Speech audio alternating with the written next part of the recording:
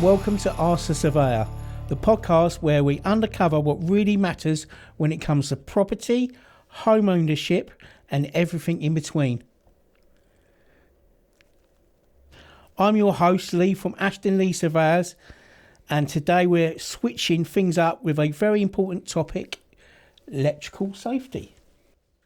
I'm joined today by Bradley May of BTM Solutions, who's seen it all, from the dodgy wiring in Victorian terraces to modern homes with hidden faults. Whether you're buying a property, planning a renovation, or just want a peace of mind about your electrics, you want to hear this one. Hi Brad, how you doing? I'm all right, Lee, mate, thank you. Tell us a bit about yourself and your company. I'm Brad. First things first, Lee, actually, thanks for having me here today. Like what you've done with the place, mate. Looks really good from what you've converted it from. A lot of hard work. It definitely was from what I've heard earlier on, mate, about the proceedings of this place. But yeah, so I'm Brad, the owner of BTM Solutions, and I took the mad decision probably 6 years ago now to start out on my own, coming from obviously apprenticeship, employed role, and then went out on my own. Like most everyone, I started out as a subby, just subbing from different companies, trying to pick work up and that here and there, and then from there I then obviously took the leap and started up my own company and started to take on board my own customers. Being so young. It was, and everyone was telling me that. I was quite young at the time when I did it, and everyone was telling me that it's good that I've started it when I'm young, but yeah, who knows what's around the corner. She had lots of tips about pitfalls and payments and subcontractors. Well, this is the thing. I mean, I've built it from the ground up, so I've been through every hurdle that possibly I could go through. I haven't had anyone to be able to reach out to ask for advice or anything like that. I've kind of had to learn it all from the ground up, really. But obviously we're here now with a small team of 5, 3 vans on the road, and build it up really big, quite fast. Just trying to experience is everything. You have to learn the most from. So, Brad, you've always lived in Essex? I've always lived in Essex, mate. Yeah. I was born in Basildon, and my parents lived at the time they lived in Stamford, No Hope, I think they call it, or Lee Hope. That's where I was grew up, Stamford Hope. There we go. We're both from the same area. Yeah. I was brought up there, and then they decided to move down to Shoebury. Then I grew up in Shoebury, and then I moved out of there with my partner, and now we live in Rayleigh. Did you go to school in Stamford Hope? No, mate. No. I was kicked out of that one. No, I went to school in Shoebury. I was too young. At Stamford to go to school. I went to school in Shoebury. To the same school as me. No, I went to school in Shoebury. It's where I started my school life. I was only a toddler when I was in Stamford, mate. And did you start when you left school? Did you go straight into apprenticeship as an electrician? Yeah, I started when I left school, mate. I'm literally one of them that's left school. I was doing electrics in school actually as well, because I was a bit of a toe rag in school, but nice build as well. I'm not a builder, love, electrician. But one thing I did enjoy and I was good at was my engineering. So on parents' evening, the teachers, the maths used to give me bad name, but the engineering teacher loved me. And I was obviously top of the shop with mate. We used to make more metal work. And once I finished my metal work early. And I said to him, "I'm finished. What do you want me to do?" And he said, "Oh, what do you want to do?" I said, "Well, I don't know. I might go to college and do electrics." And the teacher went, "I'll tell you what I'll do, Brad. I'll get you a little board made up, and we can have a look at some electrics if you like." I said, "Perfect. I look forward to that." So in my engineering class, we sat down. We got some cable, basic light switches, things like that. So I actually started and put plugs on and things like that. But in school, I actually started looking at electrics before I even went to college, because the teacher in school actually went out of his way, and because I got on with him, he got a little board and he just gave me some bits and just let me play about with it. Do you know what I mean? Yeah. So I was doing that in school. Practical teaching, mate, and that's where I there should be more of it.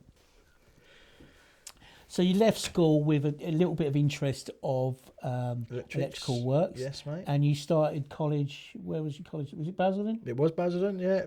Prospects at the time. It's gone through a few name changes.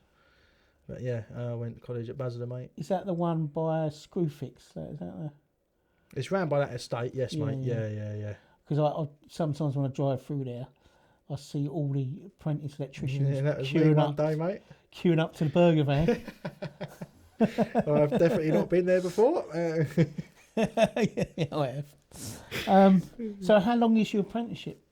So, I mean, I didn't do very well in school, so I couldn't go straight into level 3 because I didn't have the grades. So I had to go to level 2 full time. I then had to redo my English and maths at college, and then once I got my base qualifications, if you like, I could then move up to my level 3, which was my apprenticeship. So, all in all, obviously, I was I was 2 years doing the base learning, and then I was in a 3-year apprenticeship.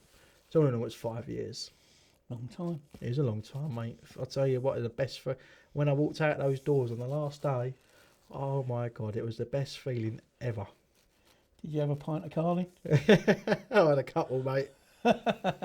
No, it is a relief. All the learning I've done, and when you pass through, it is because it is tough, and they're tough for a reason. That's the qualification. Definitely, mate. Yeah. Because it does bring the standards up. Hobbies. Any specific hobbies? Yes, mate. Yeah. I know you electricians can have some. Some wacky hobbies. I mean, I've definitely got a few hobbies, mate. All the ones that are expensive to run, basically. So I've got a track car for one.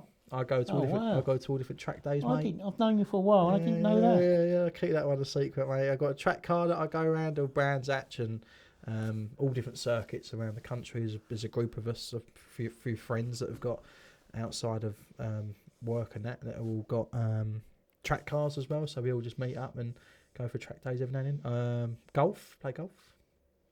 And I'm also into my scuba diving, which is another expensive one. I'm a scuba diver, so I like to spend life under the sea as well. Get away from the stresses of running a business. When I'm under the sea, there is no business. Specific holidays for that? Yeah, anywhere where there's not. I mean, Egypt was one of my best, mate, in the Red Sea. Oh, right, Yeah. I went down to. It's one I need to tick. I went down in the Red Sea. There's a ship out there called the Thistlegorm. And what basically that Thistlegorm wreck, or is it wreck now? It's an old World War II boat or something like that. I can't remember what war it was. It was a war, and it got bombed. It's an English boat, and they would. I think the story was because before you do each dive, they brief you on the dive site, so they tell you the history of it all. And from memory, somebody bombed it. And it was an English ship that was going around to all the bases nearby that was collecting bits and pieces from different depots. And it was on its last legs to the last depot. Then it was going to head back to the UK again with all these bits that it's collected. And on its way back, leaving the Red Sea, it got bombed. And now it's just a wreck, and all the cargo is still there.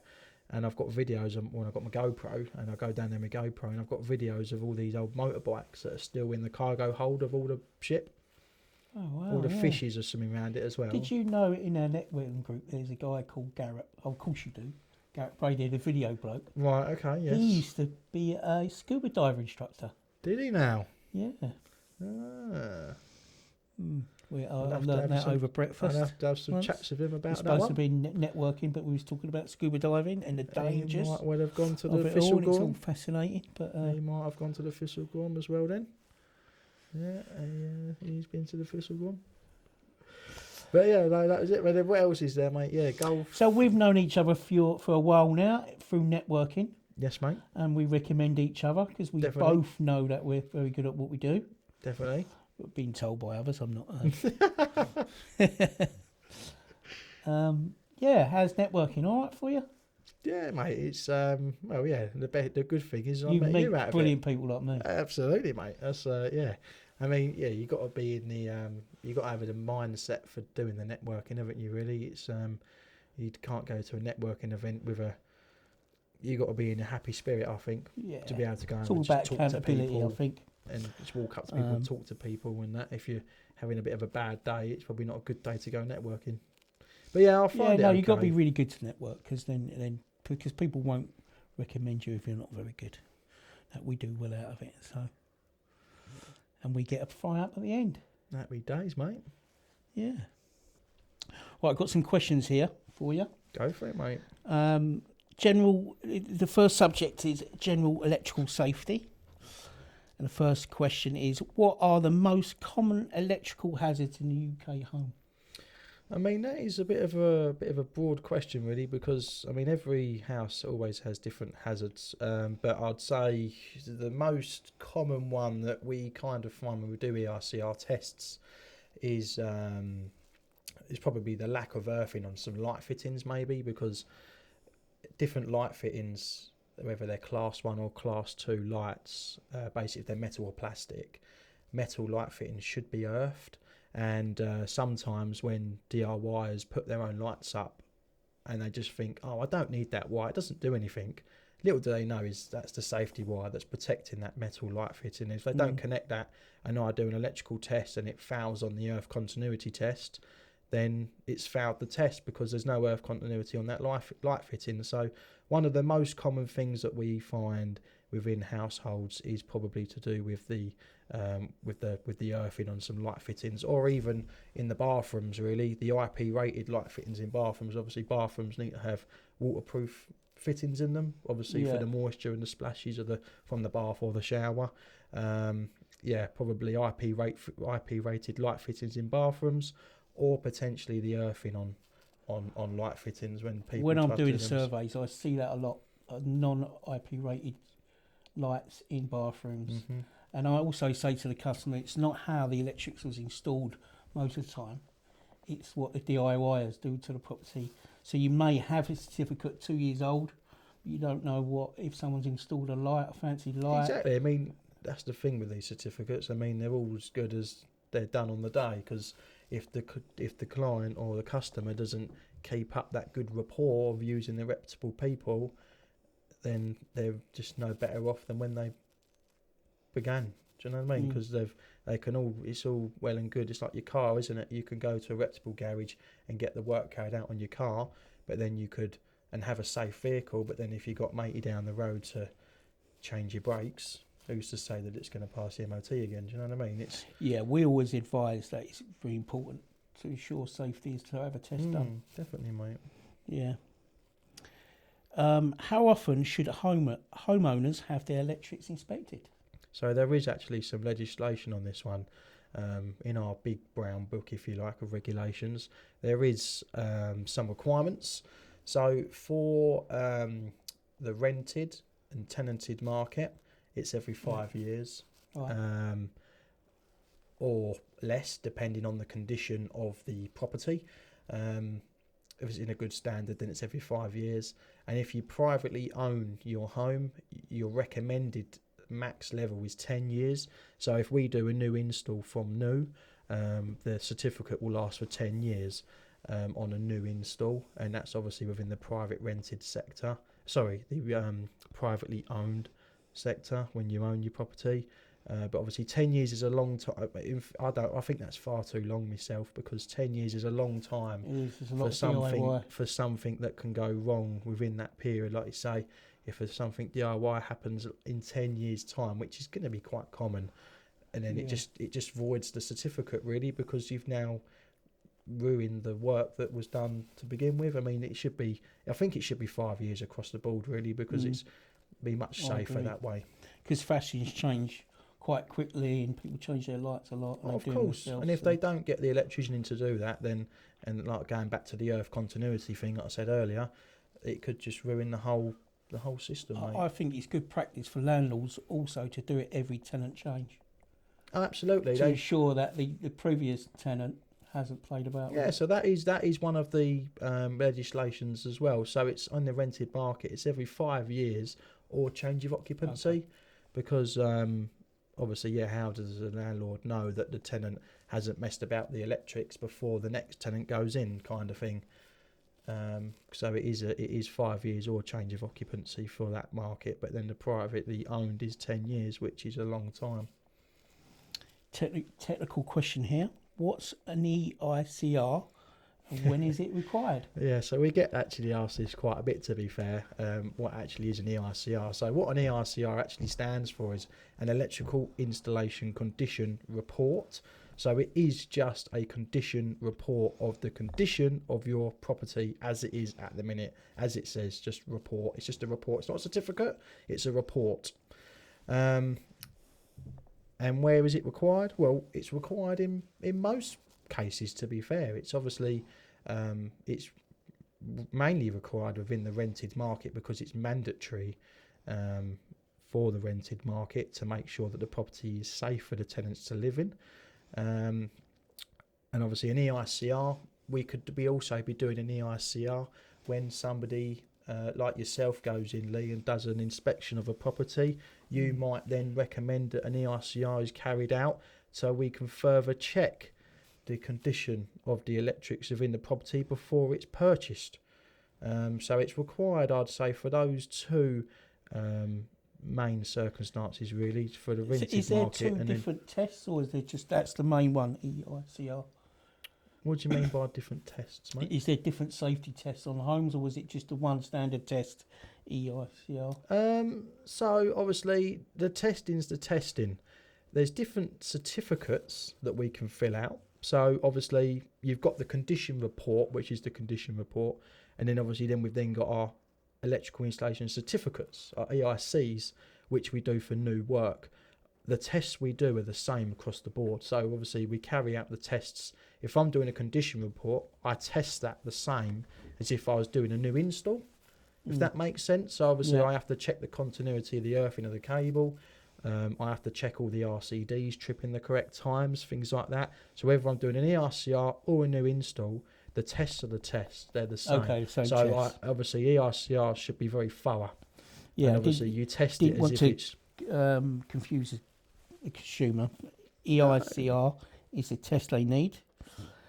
How can someone tell if their home's wiring is outdated or unsafe? Well, I mean, if you've got a reputable electrician that you work with or I mean, I know for our customers, I mean, they send me WhatsApps and pictures all the times if they're going to buy something or look at something or they don't think something's not quite right in their home. They just send me a picture. Brad, I've got this query, mate. Is this something that you can look at for me? And I'd advise, oh yeah, don't maybe go near that. Don't touch that. Let me come and have a look for you.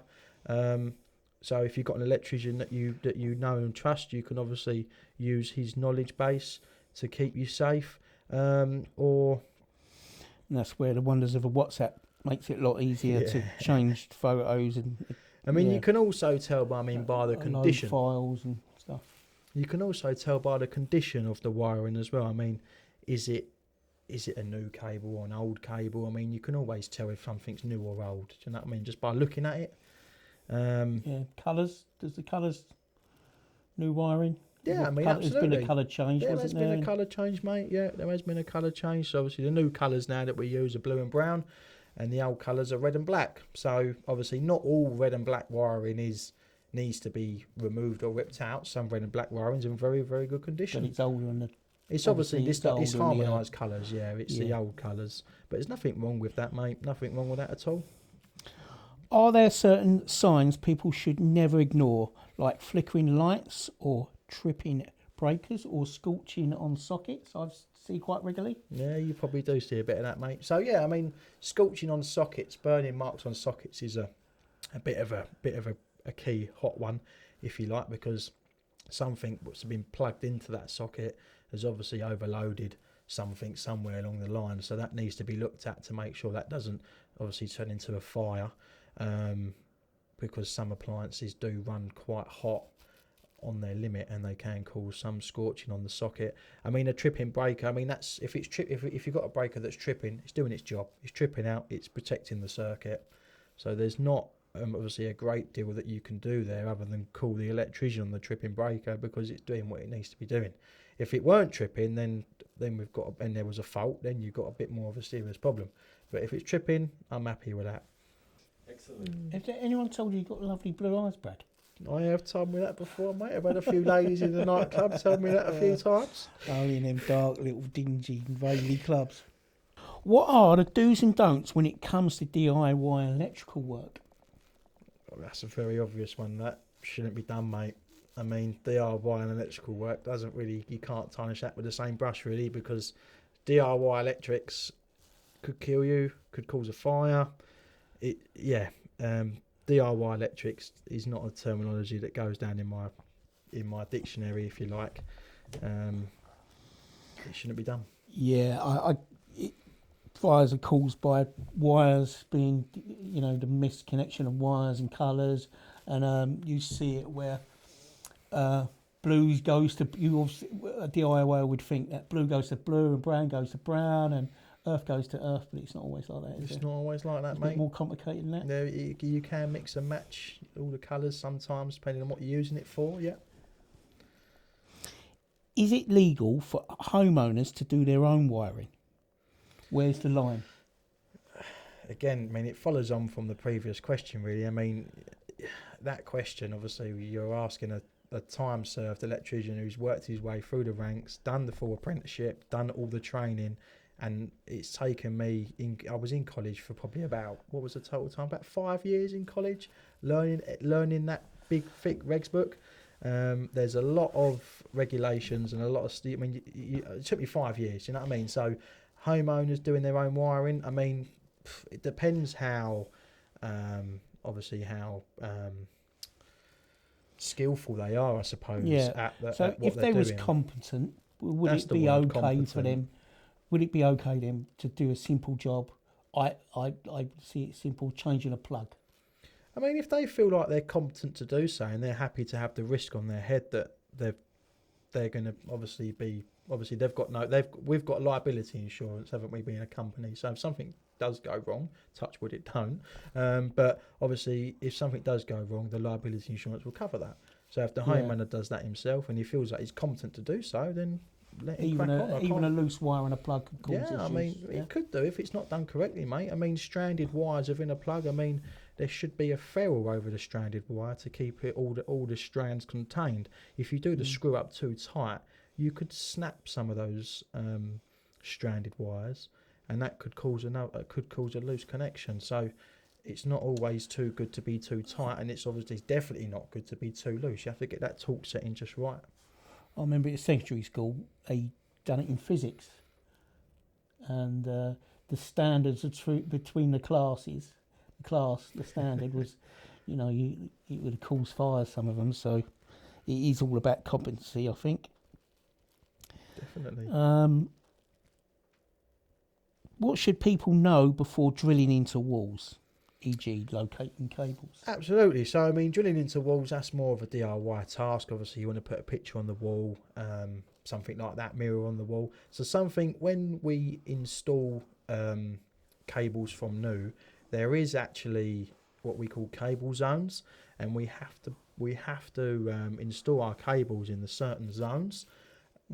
Outside of that, if we was to install cables outside of our cable zones, that would then be a defect from our regulations, and if we was to put a certificate to that, then we could be liable for those defects. But basically what the cable zones are is it's from a socket or a light source switch. It's either vertically up, down, or horizontally through the middle. So anywhere vertically or horizontally from that point of accessory should be treated with caution, because that's within the cable zone where we're allowed to run our wires. Commonly, it's vertically. Yes. What instance would it be horizontally? So we are allowed to, commonly is vertically, and I'll always try and adopt the vertical cable run. But if we physically can't, we are allowed to run horizontally as well. What was your question, mate? But yeah, I mean, we are allowed to run horizontally, and I'd always try and opt to vertical, mate. But what should people know before drilling into walls? So just recapping on that. So if you see a socket or light switch, so vertically down, don't go in that. So don't go in the area vertically down or up. above. Yeah, Quite above. correct, mate, because cables can come from the floors or the ceilings. And don't be surprised if it runs horizontally as well. Exactly, we're definitely allowed to do that. That's well within our regulations. So yeah, anyone who is drilling into walls needs to treat that with caution. Obviously, what we have seen before, which is not good, is on older electrics, is cables running diagonally. Now, obviously, you never know where the cable is behind the wall because it's buried in the wall. But that could be like a DIY installation. It could be, mate. It could be because cables shouldn't be run diagonally. And what do you think of the detectors that you can buy? Have you ever tried to use one? I haven't personally. I've tried to use one before, but I mean, it probably wasn't the best one. It just kept bleeping every 5 minutes, mate. To be honest with you, I put it on the wall and it was detecting everything. Pick up any metal in the wall. Yeah, it picks up any, everything. Any trunking or any corner beads, plaster beads, stuff like that. Nails. I mean, I suppose it all comes down to how much you want to invest in something, doesn't it? I mean, the one I tried was only a cheap one, so it didn't do very well. So it's all down to competency. It's a key word, I think. What's the biggest mistake buyers make when it comes to checking the electrics of property? I mean, buyers haven't really got a understanding of electrics, so obviously if they probably won't be able to check their own electrics. Obviously, again, that's where they have to reach out to the professionals, or reach out to the electricians to get the EICR carried out, obviously to ascertain whether it is a safe or unsafe property. I mean, you guys, the surveyors, obviously go in and do the physical checks, the ones that you can see with your eyes. You know, if there's any scorching. I think some of the biggest mistakes is down to cost, liability of cost. Is if you have electrical test before exchange of contracts, then you can negotiate if you've got thousands of pounds worth of repairs required, which I've known it to happen. Because you put an offer onto the property knowing what you know, so you didn't know there was thousands of pounds worth of electrical works. And if you do it after exchange, then you've already committed to purchasing it at that price. Definitely. And even worse is moving in and then having it done, or even worse than that, it's not having it done. So, you know, to ensure safety of your family, it's best to have it done. They should definitely prior to its exchange. Absolutely, that is probably the biggest mistake, mate. Yeah, he's not getting the checks done prior to buying the property. Amount of times that I've gone into a job and the customer said to me, "Oh, Brad, I've just bought this property. I want to do X, Y, and Z." And I said to them, "You can't do that until you've done this." And they're like, "Oh, we didn't know about that." I said, "Well, it's too late now." Extra circuits and balls and I said, "You could have negotiated the cost of that work off of the price of the house if you would have just got it checked." Do you know what I mean? Yeah, I know what you mean. Do older homes pose more risk, and what should buyers look out for? I mean, yes, most definitely older homes pose more of a risk because... So if they was going to view a property, what could they look for to know it's...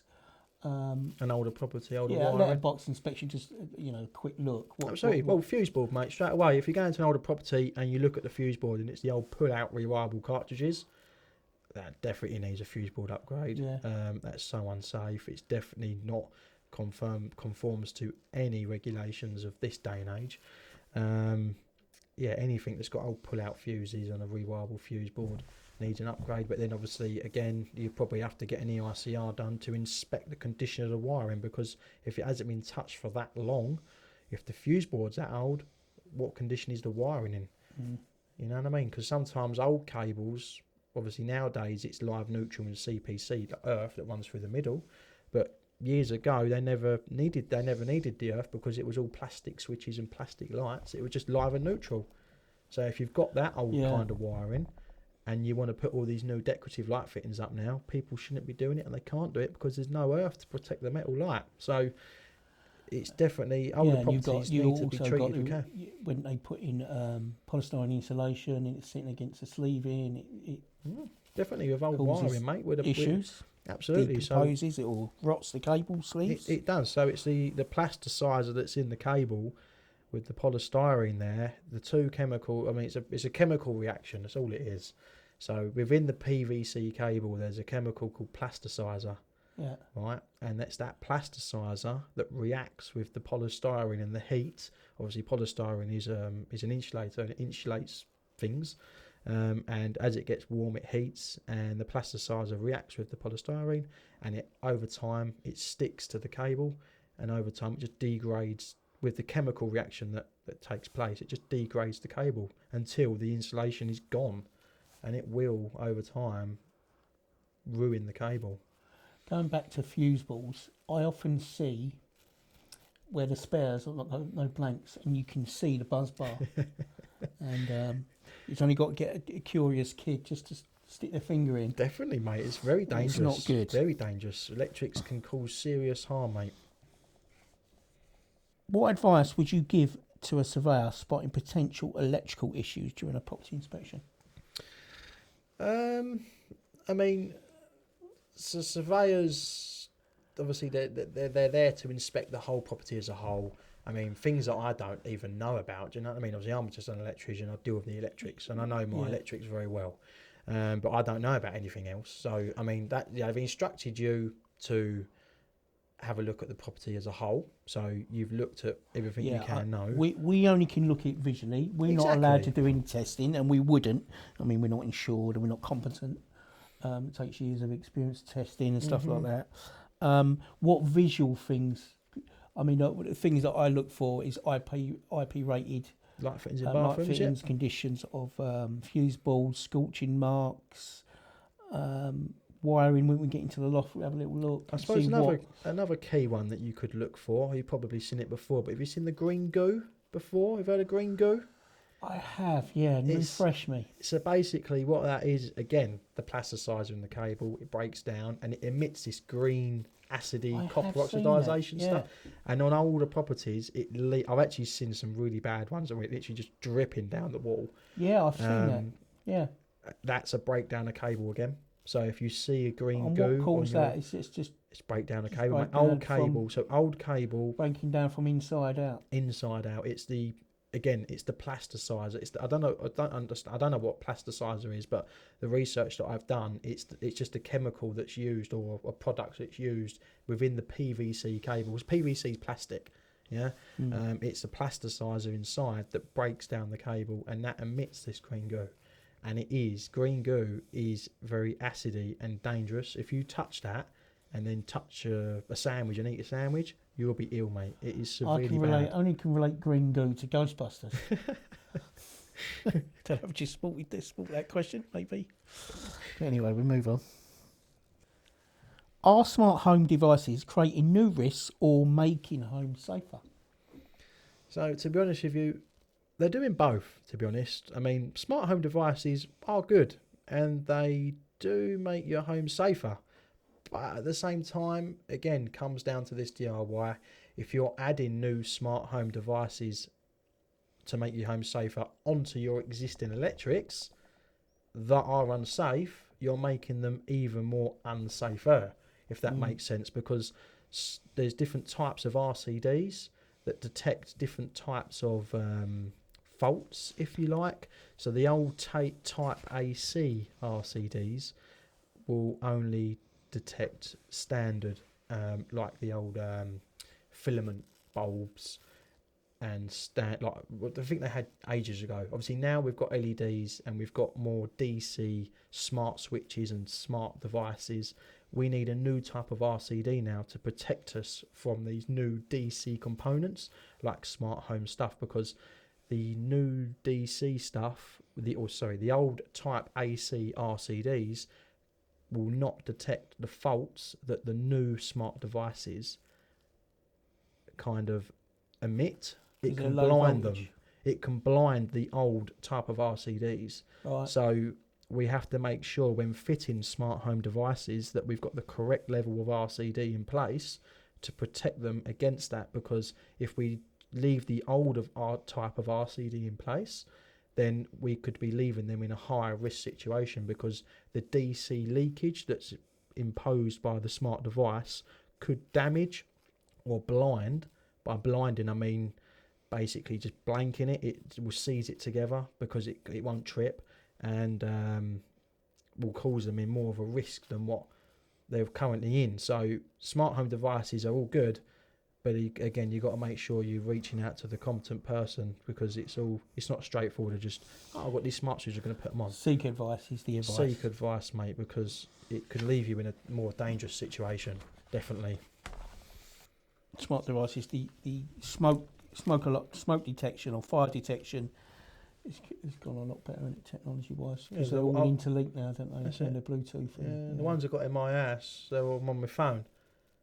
So what happens with me is when I'm in, say, if the missus goes out for the evening, and I'm indoors cooking a steak, obviously all the alarms go off because I'm obviously grilling my steak, and I'll get a message. Oh, I assume you're cooking your dinner, because I've triggered the alarms. So she knows about it.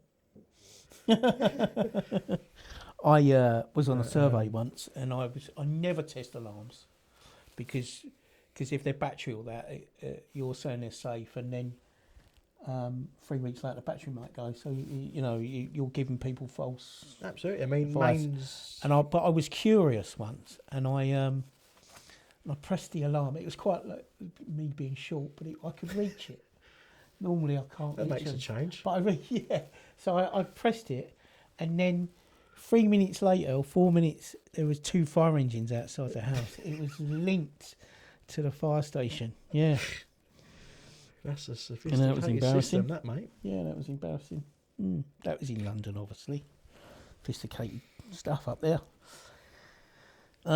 Is it worth upgrading to a modern consumer unit fuse board? I mean, I think this is obvious answer, but...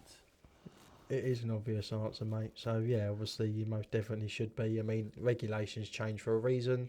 The IET... To improve safety. Yeah, the IET who write the regulations, they've obviously, like Grenfell, look at what happened from Grenfell. How much has changed from Grenfell because of one mistake, one problem. Yeah. And then they change these regulations because they know that they've uncovered problems. So when something happens, unfortunately, something has to happen for changes to happen. But when these changes happen, it happens for the best. And the Great London Fire was building regs. The first issue of building regs was from the Great London Fire. There we go, and building regs have evolved always from tragedies. Exactly. That's unfortunately that is how it happens, mate. That's the only way we learn. It's the only way that we're all human. So, what is the difference between a modern one and a old fuse? There's even what's the latest regulation with the board? It's got an added protection, isn't it? Yeah. So there's lots of different protection levels that you can have now. So I mean, the answer to your question is there's loads of different protection levels between the old board and the new board. But yeah, so to the legislation standard that we're at now, obviously it always changes, which is a pain in the arse for us because we obviously have to then recap all of our training again. But anyway, so yes, so a new board now. So if you was to come to me, Lee, for a new fuse board, obviously you'll be getting a nice metal enclosure. You'll be getting RCBO protection, which is individual RCD protection. And then you'll also be getting a surge protection device that sits at the end of the board or at the start of the board, depending on what manufacturer you use. That's it, surge protection is the added That's it, bit. mate. Yeah. So the old wire one, because when I moved into my house, there was a big roll of wire, and I'd never been in a house with such an old thing. It was the middle of the night. It always goes in the middle of the night, doesn't it? Yeah. Little battery torch. Where's that torch? And I your found wire. a torch. Yeah. And I thought, wow, and it tripped, but that fault apparently was there for about 3 weeks. Really? And it took, I don't know, it just, so like an RCD, the other day I plugged something in, it must have not locked it, and it tripped. So instant. So they're a lot more sensitive, a lot more safe, aren't they? So the thing is, what you say about the rewirable fuses, obviously, what that is that's a bit of fuse wire that has to blow, and the way that it blows is heat. So that breaker, or not breaker, that fuse wire has to get hot for it to blow. So if you even think about that to start off with, I mean, it has to get hot enough to blow the wire. So you're already imposing a lot of heat into something when you don't want heat there. Right. So that's why sometimes with the fuse wire, things can take a long time to trip because it might not be hot enough. So it has to be Yeah. a big fault for it to get hot and blow. And that's Where a how modern fuse one wire. will just And obviously, slightest faults. exactly inside a new breaker now, they have what they call like a bimetallic strip, and that is what measures the heat levels inside. It's all digital and circuit boarded and whatnot now, compared to the old-fashioned fuse wire that gets hot and blows. But yeah, obviously now it's a lot instant, and we have to make sure we check the times that it trips in to make sure it's compliant with all the new tripping times and whatnot, because there's all different times that we have to make sure things comply to make sure it trips out in the right time with RCDs. But yeah, obviously MCBs, they are just a disconnector, but yeah, it's got a bimetallic strip inside, mate, which is just a different, well, the new level of protection really, compared to the old fuse wire. And it will keep on evolving and safety will improve. Of course. What's the deal with surge protection and why is it more important now? I mean, the reason for surge protection is to stop. I mean, in fuse boards, we put in indirect surge protection. You get direct, which you see in a lot of commercial buildings, which is more lightning protection with lightning strips that run down the side of the building. That's direct protection. So what we put inside fuse boards is surges for indirect protection, because warehouses are made of bricks and things like that. Obviously, they're not conductive anyway. But so indirect protection obviously is for indirect surges. So obviously nowadays, going back to the other question, people are installing smart devices. Yeah. All that costs money. EV chargers. You've got a nice expensive EV charger on the wall and you've got a nice expensive EV car plugged into it. Well, what about if there's a fault out in the road, or a lightning strike strikes a power station and sends a surge through the cable, or does something, and you haven't got any surge protection? Well, all that voltage has got to go out. It's got to leave somewhere. So obviously, like computers, that's why they've got extension leads with surge protection built into the extension leads, because to protect computers, because obviously they're very sensitive components and they cost money. Obviously, that voltage has got to leave somewhere. So if there's no surge protection, I don't know if you've ever seen any pictures online, but I certainly have, of when there's pictures of faults of TVs from surge and there's a big black mark around them and just blown to bits. Yeah. I mean, think of if you've got no surge protection and you've got your EV car plugged in it with your expensive EV charger, and a surge comes through and it blows your charger to bits, and it could also send the surge where you got it plugged in. It could send it through the wire into the car, could blow your car to bits. Who knows where it's going to end up? Voltage. I hear that all the time. People having car chargers fitted and they haven't got surge protection, so they need that. Yeah. I mean, that's the thing. I mean, and if you're working from home and got expensive computers like myself, I've certainly got surge protection, so it is advised to have it. Well, it's not advised, mate. It's mandatory. It's mandatory. It's not mandatory to change existing, though, is it? I mean, it depends on the risks of what they've already got in the building. I mean, if I'm doing a new install from new, that's mandatory. Yeah. Obviously, if I'm doing a condition report, obviously with condition reports, there's different codes. Yeah. So obviously, if they haven't got any surge protection on their existing board, obviously, you're quite right, I can't force them to have surge protection, but I can recommend that this needs to be done. But obviously, any new install is mandatory. By law, you don't need to change it. Mandatory. If it's a new install, faulty and it's yeah. I mean, I'd always advise to change absolutely, it. mate. Yeah. If it's a brand new install and I'm doing you a new install from new, it's mandatory. I have to put it in. Yeah. What about on older buildings? Yeah, on older buildings for an existing, it's just recommended. Okay. Do you know what I mean? Yeah, we certainly recommend it, won't we? How can parents make their home safer for young children? So one of the key things that I always tell my customers is, you've probably seen them as well, you know the little kids' safety plastic plugs that they put into sockets? Things that you can't get out when you need a plug, the over in quick. The baby safety plugs, they're dangerous. They're more dangerous than if you was to not use them. Reason for it, so in this country we have a British standard of socket, and part of that standard is, so obviously the socket's made up of 3 pins: your earth, your live, your neutral. The way that if you ever look at a plug, the top earth pin is longer than the live and neutral ones, Well, that's because the earth pin goes in first, opens up shutters on the bottom live and neutral pins to then allow that to happen, right? Oh, So right, there's yeah. actually safety shutters built into the sockets that when they're manufactured. I haven't got one to show you, but I will show you. But yeah, so obviously when with these plastic plugs that go in with a plastic earth pin go into the sockets, obviously that's then they've got the safety plug in there to stop the kids putting their fingers in the bottom two pins. But kids are inquisitive. They go up to things, they grab things, they twist things, they pull things. If they pull that sideways, and I've seen it happen, and they snap the plug and they leave the top earth pin inside and the two bottom pins are out, well, them shutters now are permanently open, waiting for some hazard to happen. Yeah, and on modern plugs, you see there's like a black protection. So if your finger slips behind while you're pulling it out and it's still engaged, you can get That's a it. little shock. There is a little bit of insulation there on certain on the pins of the plugs, plugs, yeah. yes. But my bit of advice would be if you're using the baby safe plugs, don't use them. They're dangerous.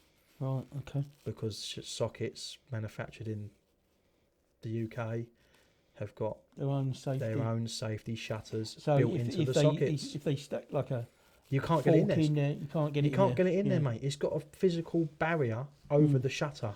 It's not until you put the earth pin in the top you actually That's see. very interesting because you would see them baby safe plugs, and you'd think that's a lot safer, but it's not. It really isn't, mate. It really, really isn't.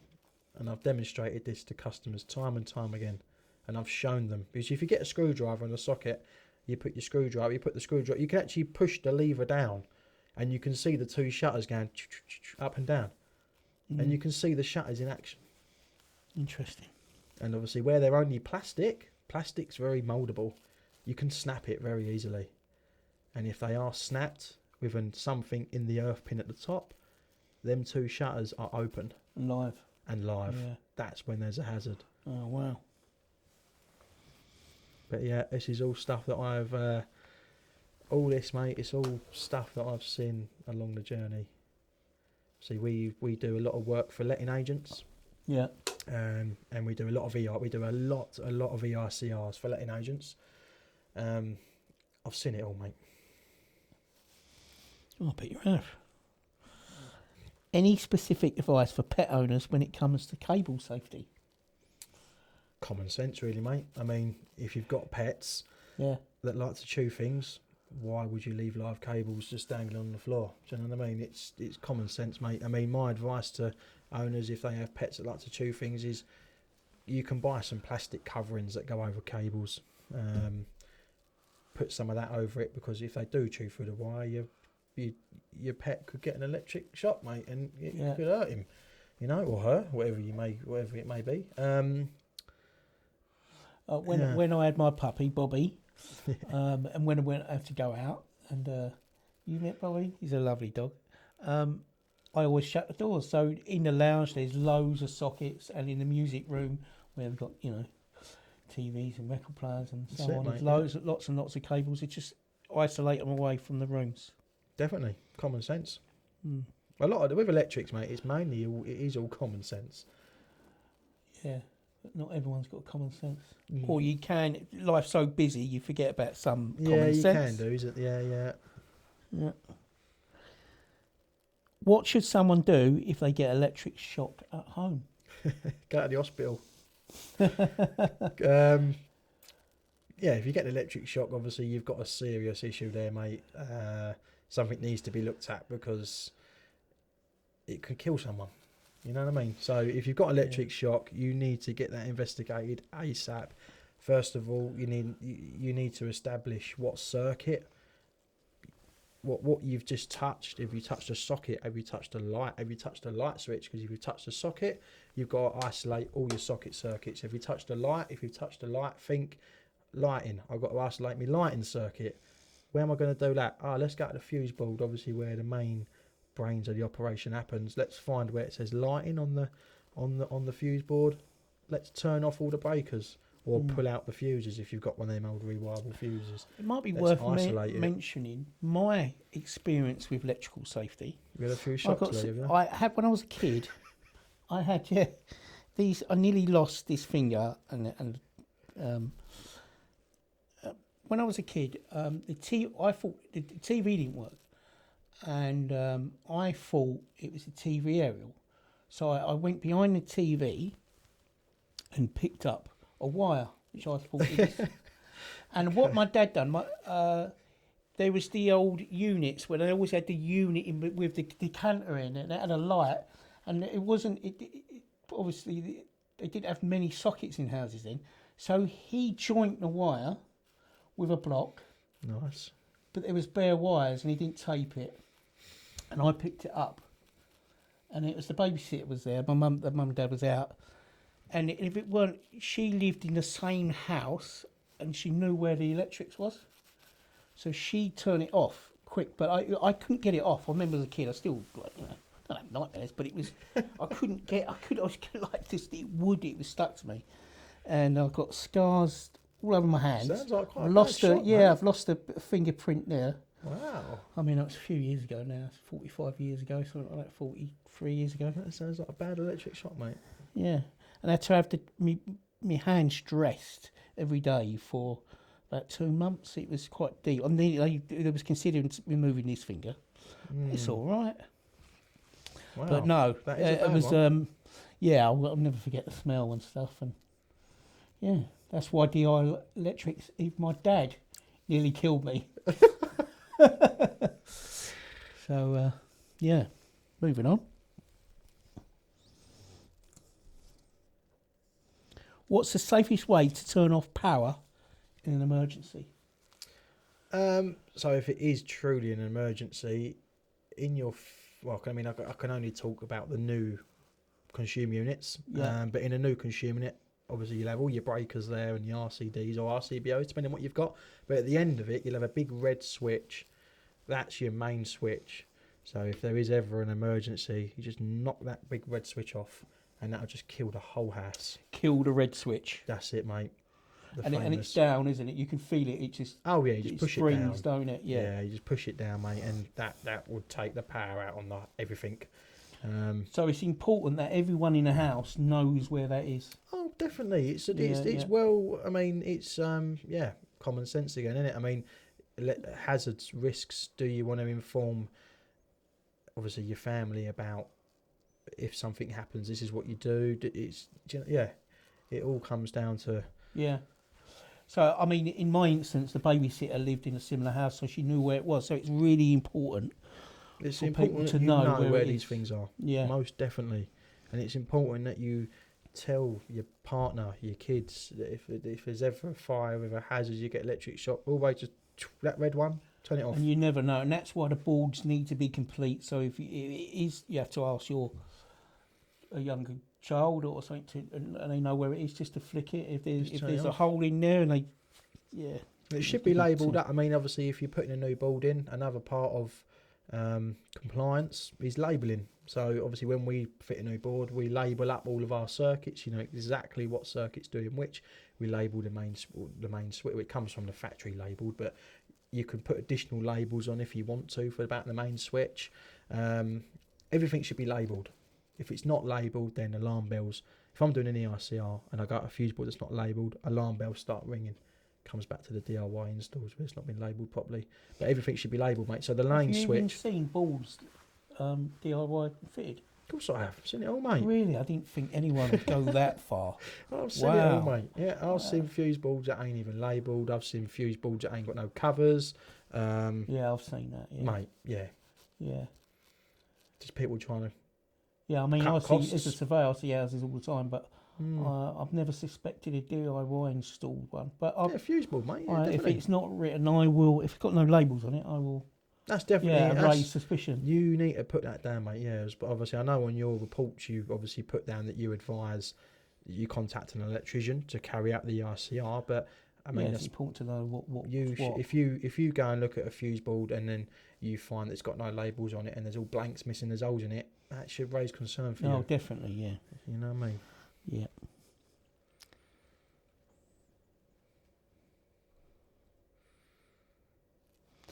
Can a regular homeowner safely reset a tripped circuit, or should they always call an electrician?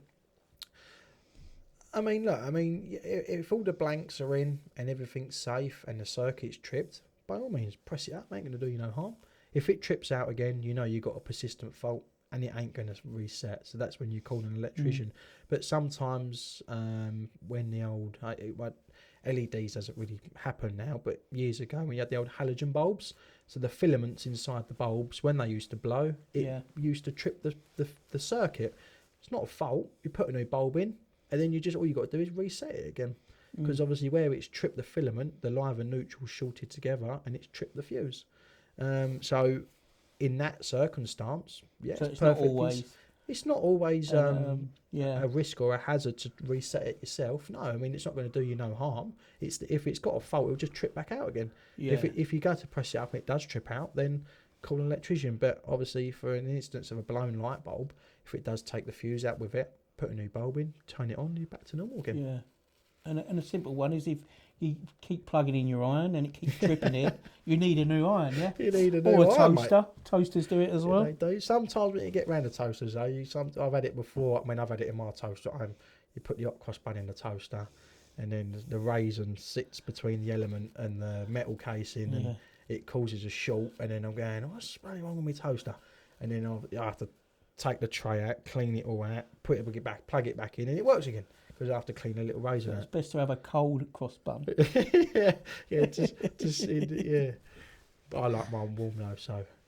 With loads of butter. Loads of butter, mate. Yeah. Loads of butter on that, mate. We have some myth-busting questions here. What are some common electrical myths that just aren't true? Okay, that's a bit of a tough question, actually, to put on me like that. But let me have a think. I mean, maybe something I see quite often in customers' houses is maybe if their kettle or their toaster fuse pops, for instance, they might say to me, or fuse in the boiler. Some plugs are on boilers are on plugs, and sometimes they might just go, oh, well, one fuse covers all, doesn't it? I say, well, no, not really. I mean, a 13 amp fuse, you get 3, 5s and 13s. You can get 10 amps as well, 3, 5, 10s and 13s. And the 13 amp fuse will not cover all. You have different levels of fuses for different instances within a plug top, depending on what the load is. But yeah, I've quite rightly seen. So what is the safety risk if something requires a 3 amp and you put a 13 amp? So it's to do with the size of the wire, the size of the fuse that's inside that fuse. So a 3 amp wire is going to be a small piece of wire that obviously what that's for, the fusing, it's to protect the appliance and the cabling. So if you've got an appliance that's using small minimal power, it's gonna, with a small cable, it needs a small fuse, because that cable needs to be protected by a certain size fuse to make sure that the cable doesn't burn. So the fuse needs to blow before the cable burns. So if you put a big fuse on a small cable, well, before that fuse even blows, so we're looking at the cable's going to burn. Fire. Yeah. And so it is definitely important to make sure. Well, exactly, mate. It's definitely important to make sure that all the correct fuse goes in the correct plug, in the correct manner, correct rating. Another myth busting question: is it true that all electrical faults smell like burning? So they have all different smells, mate. I mean, we've had some customers ring up before going, I've got this fishy smell in my bathroom. And very common one, the shower isolators in the bathrooms, you know, the pull cords. Yeah. Obviously, there's lots of high amperage and high power that gets pulled through them, and sometimes if the terminals are not done up right, on amount of them we've replaced is crazy. But sometimes we've had it before. I've got some fishy smell coming from my bathroom. I say, okay, no worries, we'll come round and have a look. And it's the shower isolator or something like that. But yeah, fishy smell we've had. Electrical burning has got a very distinctive smell. It is it's not a normal fire type burning smell. It has got a very distinctive smell. some people describe it as all different things. We've had fishy before. My bathroom smells fishy. So it's not every electrical fault you can smell, though, can't you? I mean, yeah, if it creates heat, I mean, yeah, a neutral to earth fault is silent. So a neutral to earth fault will trip an RCD and it will just trip, and you won't be able to reset it.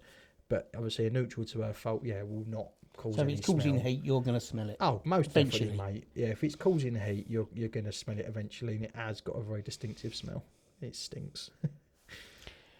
Do you need to rewire the whole house if you spot one dodgy socket? No, of course not. I mean, it'd be nice if we could, but we can't, mate. So, no, you don't need to rewire your whole house for one dodgy socket. I mean, it depends on the problem. I mean, we've had it before where we've done full rewires because the customer wants the longevity of the house, and then we've advised to them that say, look, your lighting circuits are actually okay. They're safe.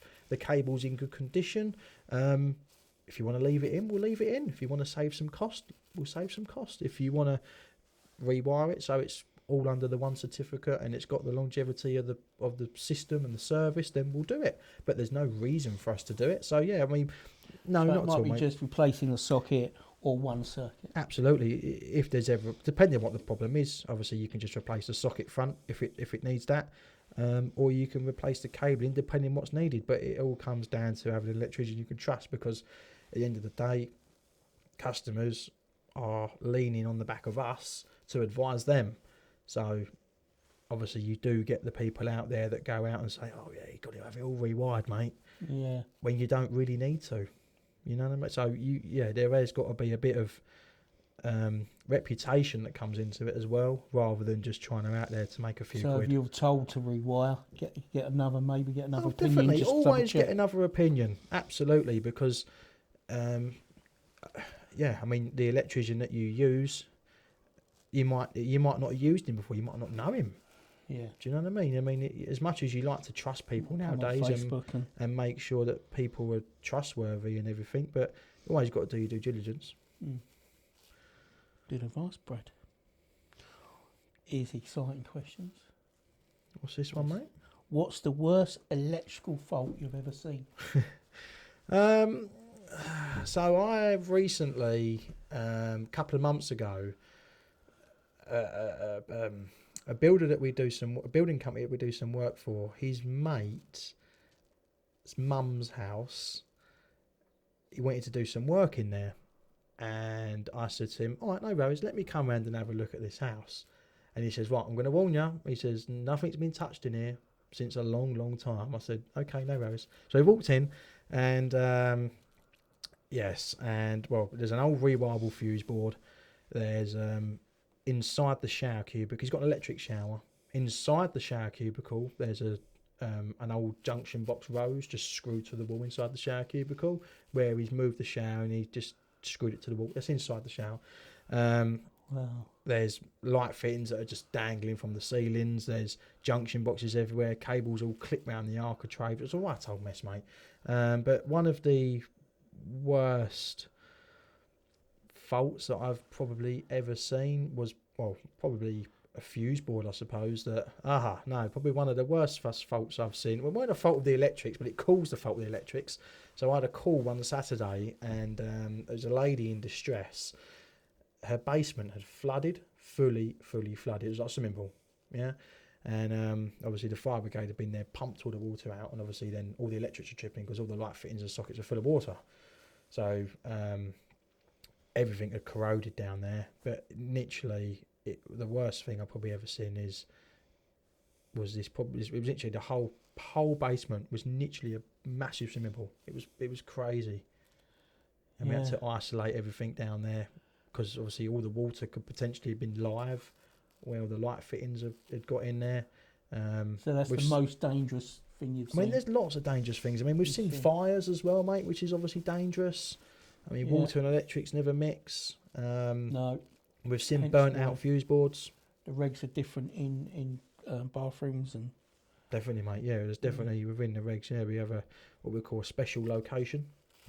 So bathrooms, any rooms containing a bath or shower, within our don't quote me on what part of the special locations it is, but within our book there is a special locations section, and rooms containing bath or shower is part of that, because there's all different caravan sites is another special location. What else we got? Construction sites, temporary installations, and that's the same as for even a cloakroom, which is a toilet and a sink. So it's and wash basin. So toilet and sink's okay. It's anything with a bath or shower. Okay. Anything that sprays water, basically. A toilet and a sink is not part of a special location. But yeah, I do see the IP rated stuff in them. I suppose that's just further protection. Oh, definitely, yeah. But rooms with just a toilet and a basin, and just be standard light fittings, mate. It hasn't got to be anything IP rated. Although we do tend to fit IP rated stuff in there just for an added level of protection, but it hasn't got to be, because there's no room. It's not containing a bath or shower. When bath or showers are involved, it gets difficult and tricky. Any simple habits people can adopt to stay safer around electricity? Simple habits that they can adopt. Yeah, I mean, making sure that things are done competently, mate. Making sure that people, you get it with regards to the electrics, to get the qualified people in. Yeah, competent, qualified. Absolutely. Reputable, regular testing. Tried, tested, everything. Yeah. You know what I mean? Any electrical changes. Definitely should be advised. You should definitely reach out to an electrician for some advice before anything happens. Definitely. I mean, I know I have customers that ring me up. Oh, Brad, I'm looking to do this and this. Before I do this, is there anything I should be cautious of? And I say, yeah, of course, you should look out for this. You should look out for that. If you needed any advice, I'm always here. Do you know, appliances, they got to have the is it the UK safety now out, the EU. Do you know the answer to that question? I might ask you if you don't. I don't know the answer to that question, mate. I mean, obviously, because it used to have you had to have a date, you had to have a safety stamp, didn't you? Yeah. Anyway, I mean, obviously, we have our electrical certificates that we have to provide and issue on completion of works. And obviously for building control, when we do new installs that form part of the building regs, we issue our Part P for electrical safety. Yeah. But as terms of electrical certification goes, that is literally it, mate. It's the Part P for building regs, and obviously then the electrical certificate, which is us putting our name to that job with all of our testing results and things like that. They're the only two certificates that we can obviously issue as electricians, mate. I mean, some customers, they don't even know about these certificates. That's what the dangerous thing is. I mean, the Part P, obviously we know about it because we're in the building trade, but the general public know about building control and Part P? Do they know that when you do an extension, certain works in your house has to have a Part P certificate? They don't know that. It's obviously... Is there any information, helpful information on the certificates that people... on the certificates... Is it just a simple pass or fail? Yeah, I mean, on our certificates, it tells you all about it, but obviously not all electricians issue the certification, so they might not, because the customers don't even know about it. So, I mean, it just comes down to research, really, doesn't it? Yeah. Rather than to do your own research. So if you're having a board change, the electrician should register it with, is it a local authority? Of course he should. Yeah. So a fuse board change requires two certificates. It requires the electrical installation certificate to show that I have tested all the circuits in that fuse board and done all my due diligence, got all my information on it, all my registration numbers and whatnot. All the details are there. And then they also should have the Part P, because a fuse board change is listed under one of those notification jobs under building control. And when the conveyancer does his searches, it's hardly ever there. It's so if you're going to have major electrical works as a board change, you must ensure that your electrician will register it. Definitely. Make sure he's got the correct... Because all builders don't like paperwork. Nobody likes paperwork, mate. Electricians might be a bit better, but... I definitely don't like paperwork. So that's a good point. So ensure that your electrician will register it. And I find that sometimes an issue when the conveyancers check and there isn't, and there's more questions, and it can delay a sale and stuff like that. So Definitely. it's important it's done. Definitely, mate. Obviously, it comes down to doing the research before you get somebody in your home. Are they accredited? Have they got the insurance? Are they registered? Are they even registered to be? Because if you're not with a scheme provider, you can't do the notification. You need to be registered with the governing bodies to be able to provide the certificates and the registration, because without that, you can't self-notify. So if Barry down a pub says he can do your board, He make might be sure able to you do it. your but due diligence. How long is it going to last? Never trust until something Barry. Even if he can do it cheap. Even if he can do it cheap. But how long is it going to last, mate? Do you know what I mean? How long till there's Exactly. an issue? It's all about proposes? safety, though, isn't it? Family. As might I be had my leaving little you. accident years ago. Barry down the pub might be leaving you in a worse off situation than what he got there with. Yeah. I suppose Barry know down what a I mean? pub would be better than my dad's DIY electric. Barry down the pub might Maybe. give you another electric shock on the right hand. You got one on the left hand. Matching. What piece of advice do Here's you a wish?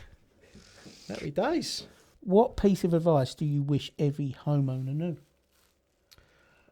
So, a few things here. So, there is a bit of advice that every homeowner. Obviously, EICRs, when we do EICR tests, not a lot of people know. One, what EICR stands for. We covered that earlier on. Yeah. And two, how the EICR test is structured with regards to the gradings of the faults. So if we get an EICR done, C1 means emittent danger, electrical hazard, do not touch it, do not go near it, you're going to get a shock. Don't do anything to it, it's repaired. Yeah, I mean, Or in replaced. theory, a C1 shouldn't be left a C1. If you leave it, a C1 is, if I leave somebody with a C1, that's not good. I shouldn't really be leaving anyone with a C1. C2 is potentially dangerous. So a C2 is something has to happen for that danger to happen. Yeah, and then a C3 is just improvement recommended. Now, like an MOT on your car, you have advisories. C3 is advisory. Anything C1 and C2 is a failure. Can't have anything to do with C1 and C2s on the EICR.